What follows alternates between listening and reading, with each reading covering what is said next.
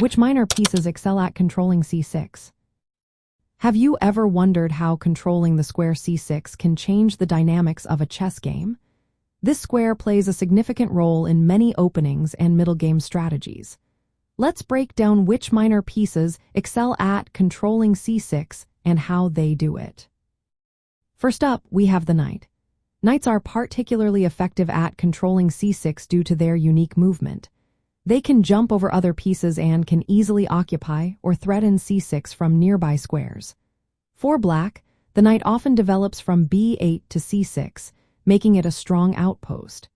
This knight not only controls c6 but also puts pressure on central squares like d4 and e5.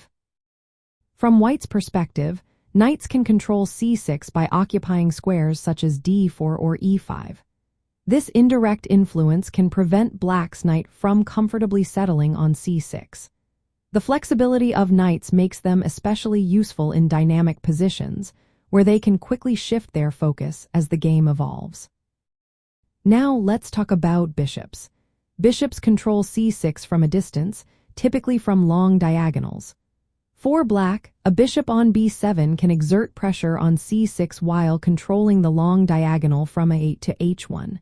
This can support black's strategy to control c6 or launch an attack.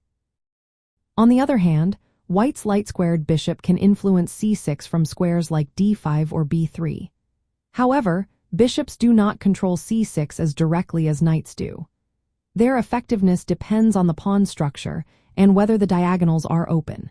In some cases, bishops can be limited by their own pawns, making them less effective in controlling c6 compared to knights.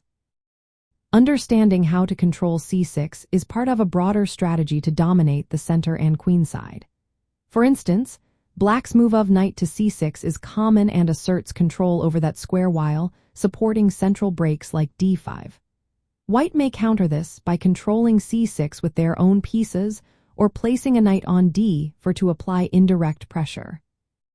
In certain positions, white's bishop on c4 or d5 aims to influence c6 and restrict black's options. The control of c6 also ties into weak square exploitation. If black has played c6, it may support the knight on b8 moving to c6, but it can also create weaknesses on d5 or b5 that white's minor pieces can take advantage of.